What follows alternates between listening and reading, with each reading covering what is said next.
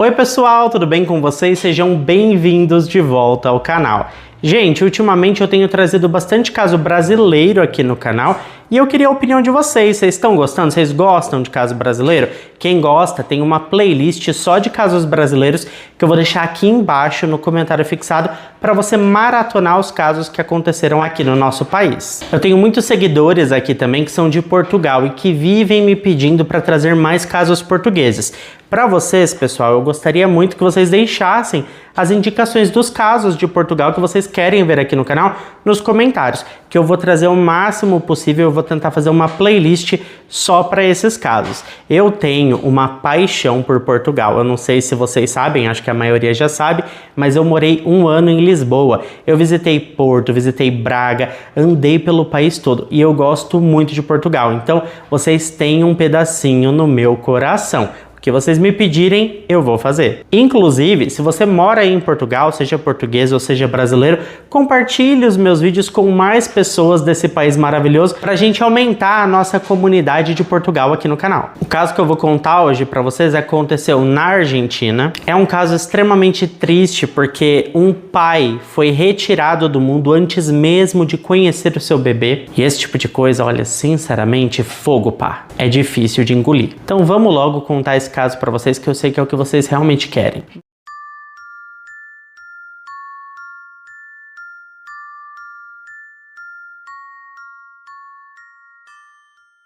Matías Terrón nasceu em Avellaneda, na província de Buenos Aires, lá na Argentina. Ele era filho do casal Néstor Terrón e Marta Pucifi e cresceu em um ambiente familiar que valorizava a educação e o esforço pessoal. O seu irmão mais velho, chamado Emanuel Terrón, seguiu a carreira de advogado, enquanto o mais novo, o Federico, tornou-se médico. O Matías, por sua vez, trabalhava como analista de sistemas em uma agência de publicidade no centro de Buenos Aires. E ele estava prestes a se formar em administração de empresas. A família Terrón não era rica, mas sempre prezou pela estabilidade e pelo bem-estar, buscando uma vida tranquila e segura. Eles trabalhavam muito para manter um padrão de vida bem bom, assim. Eles não eram ricos, mas eram uma classe média alta. Foi durante os anos de faculdade que o Matías conheceu uma jovem chamada Jéssica Grasso. Ambos frequentavam o mesmo curso e, com o tempo, essa amizade evoluiu para um relacionamento amoroso. Em 2013, eles decidiram oficializar a união e se casaram. O casal compartilhava sonhos e planos para o futuro, incluindo a construção de uma família, que é o maior sonho da maioria das pessoas. Em junho de 2016, eles receberam a notícia de que seriam pais, uma alegria que o Matías fez questão de compartilhar com os seus pais durante o Dia dos Pais, comemorado no dia 19 de junho daquele ano. A felicidade era tanta que, mesmo com a mãe do Matías estando na Europa viajando, ele e a Jéssica decidiram surpreendê-la no aeroporto com a notícia, registrando o momento em um vídeo bem emocionante. No dia 22 de junho de 2016, após um longo dia de trabalho e muito estudo, o Matías foi até a casa de uma amiga que cuidava dos seus cachorros durante o dia, na rua Necochea, número 1700, em Sarandi. Ele estacionou o seu carro e aguardou enquanto a amiga entrava para buscar os animais. Durante essa breve espera, o Matías foi surpreendido por dois homens que estavam armados, os irmãos Esteban Gabriel e David Emanuel De Luca. Eles o forçaram a sair do veículo e o colocaram em um Volkswagen Gol cinza, que haviam roubado no dia anterior. Sob ameaça, eles levaram o Matías até um caixa eletrônico do Banco Galícia na Avenida Mitre, onde o obrigaram a sacar 30 mil pesos. Além disso, eles roubaram os seus cartões de crédito e o celular, buscando obter mais informações sobre a sua identidade, residência e poder aquisitivo.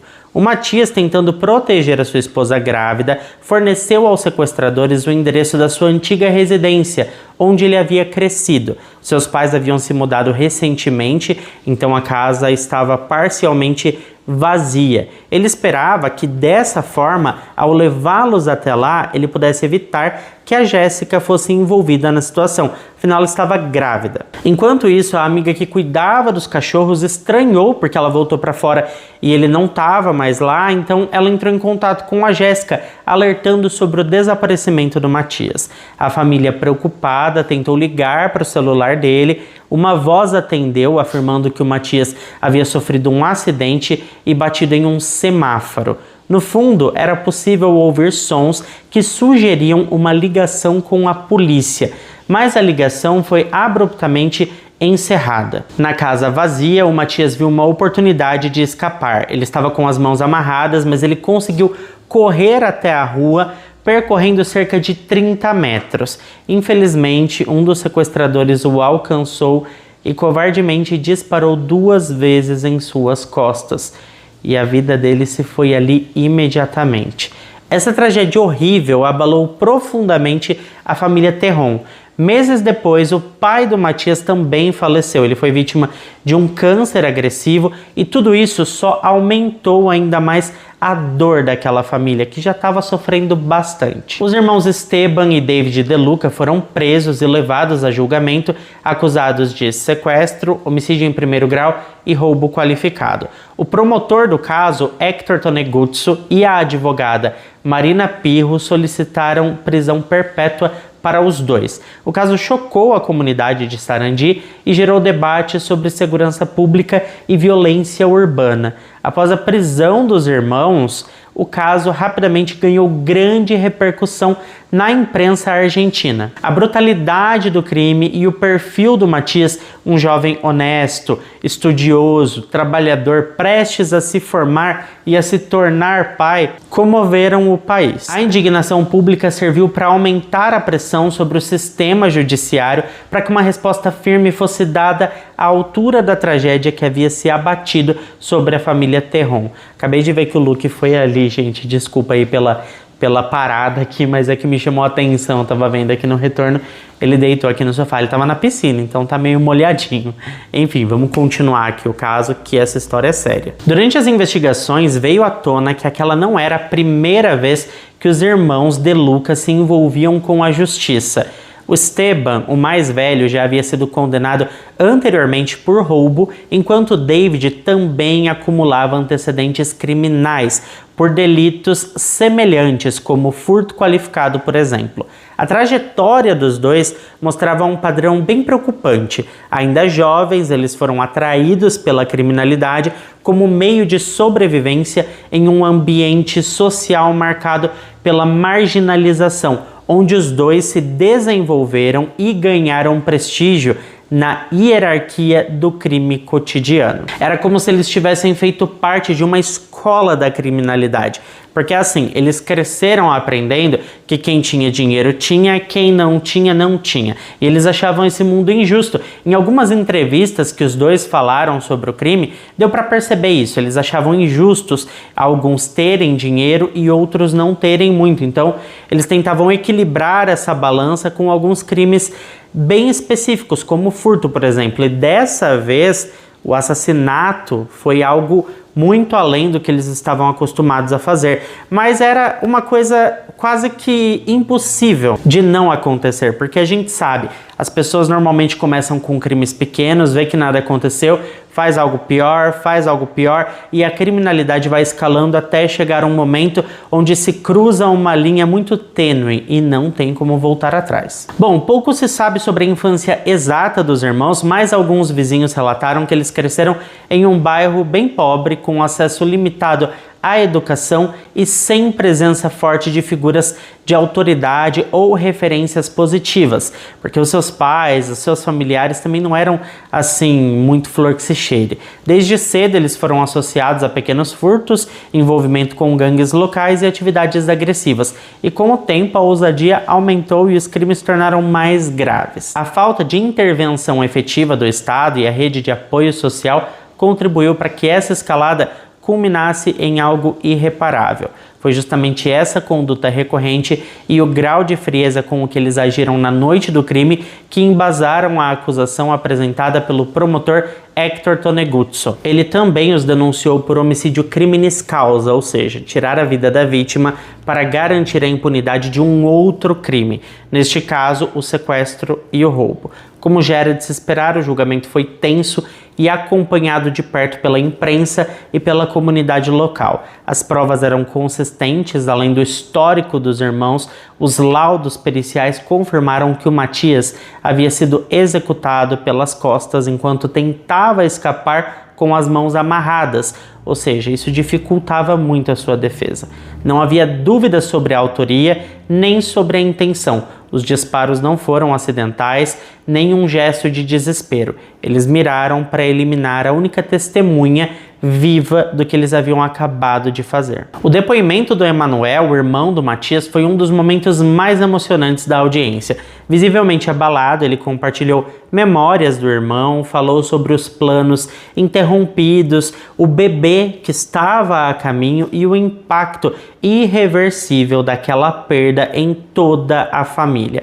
Ele reforçou que o Matias era uma pessoa do bem, íntegra, incapaz de reagir com violência e que provavelmente tomou a decisão de fugir por puro instinto de sobrevivência, tentando salvar a própria vida e proteger a esposa e o filho. A defesa dos irmãos, por outro lado, tentou argumentar que os dois não tinham a intenção de acabar com a vida do rapaz, alegando que o disparo teria sido um ato impulsivo em um momento de descontrole, um momento infeliz que acabou em tragédia, mas sem qualquer intenção maldosa. Só que a verdade é que o cenário montado pelas provas não sustentava essa tese. O fato deles terem amarrado a vítima, de tê-la levado até um local isolado e principalmente o modo como o disparo foi efetuado pelas costas com uma arma de alto calibre reforçava a versão de que se tratava de uma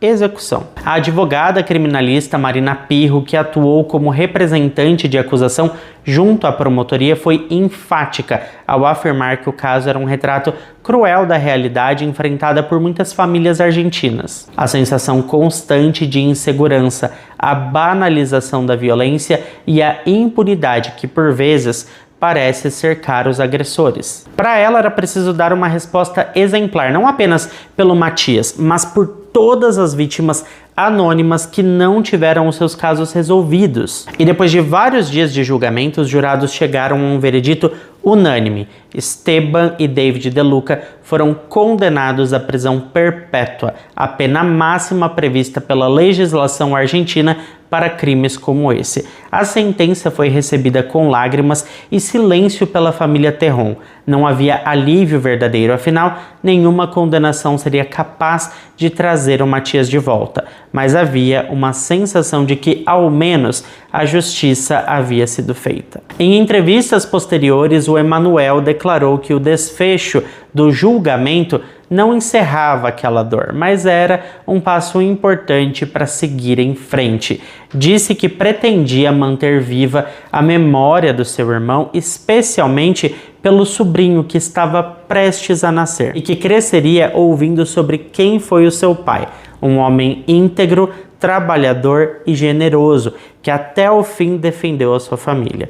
A Marta, a mãe do Matias, também falou rapidamente para a imprensa. Ela disse que desde o dia da tragédia não conseguia mais dormir em paz, mas que buscava forças no amor do filho para continuar. Segundo ela, o Matias era a luz na vida de todos que o conheciam. A história do Matias se tornou para muitos um símbolo do cidadão comum que vive com medo, mas que não desiste de tentar fazer o certo.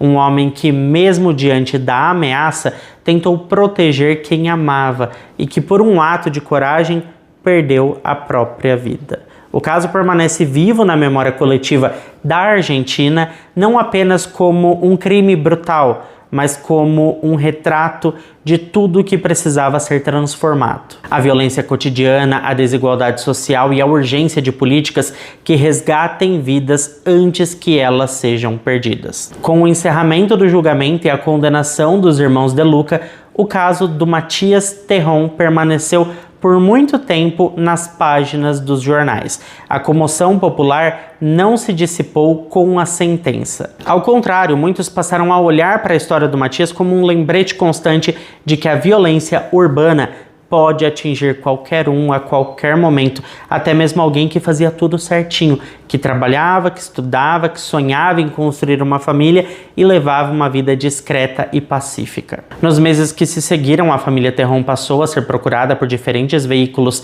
de comunicação, de mídia. Reportagens especiais foram produzidas com base no caso, trazendo à tona não apenas os detalhes do crime, mas também um retrato mais íntimo e abrangente de quem era o Matias. Essa história também incentivou muitos debates no meio jurídico. O caso da família Terron foi citado em audiências e seminários sobre segurança pública e impunidade. Muitos especialistas apontaram a necessidade de maior controle sobre a reincidência criminal, já que os irmãos De Luca não eram desconhecidos das autoridades e ainda assim continuavam circulando livremente entre a sociedade, pelas ruas, cometendo crimes. Na comunidade onde a família Terron vivia, o nome do Matias virou sinônimo de resistência e esperança. Em Sarandi foi criada uma praça em sua homenagem. A prefeitura local, sensibilizada com o caso, decidiu revitalizar um espaço abandonado e dar a ele o nome de Plaza Matias Terron. A cerimônia de inauguração foi marcada por muita emoção. Crianças da vizinhança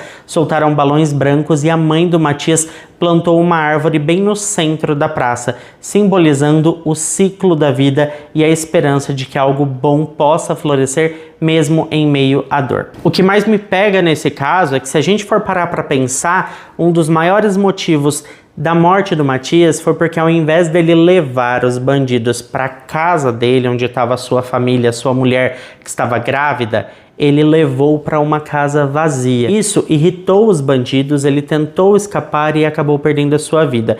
Mas ele fez isso para proteger e preservar a sua mulher que estava grávida. Ou seja, ele colocou a proteção dela, a vida dela, acima da sua. Um papel, ao meu ver, muito nobre. E não tem como a gente prever as coisas, então a gente não sabe se, caso ele tivesse levado esses bandidos para sua casa, para eles levarem tudo que eles queriam, computador, celular, relógio, dinheiro, se eles iriam só pegar as coisas e ir embora, ou se eles iriam ainda tirar a vida do Matias e, pior, da sua esposa e filho. O que me traz um pouco de conforto é que, pelo menos, esses dois irmãos que cometeram esse crime vão passar o resto da vida atrás das grades. E eu acho, sinceramente, que isso serve como lição, como exemplo para os outros bandidos, as outras pessoas que têm predisposição a entrar para a bandidagem, olham para esse tipo de caso e sabem que ali existe punição, que você pode fazer, mas você vai ser privado de liberdade. Eu acho isso um ótimo exemplo. Infelizmente não temos pena de prisão perpétua aqui no Brasil. Eu acho que seria uma solução, não porque eu quero que as pessoas passem o resto da vida atrás das grades, mas na minha análise, você dando esse exemplo, a pessoa vai pensar duas vezes antes de cometer um crime, porque ela sabe que se ela fizer, vai haver uma punição. Esse assunto é polêmico e é claro que eu quero a sua opinião, então deixa pra mim aqui embaixo nos comentários o que você acha disso tudo. Muito obrigado a quem ficou até aqui comigo. Se ficou até aqui, não esquece de deixar o seu like, que ajuda muito na divulgação do canal. Eu fico por aqui, beijinhos menores e até o próximo vídeo.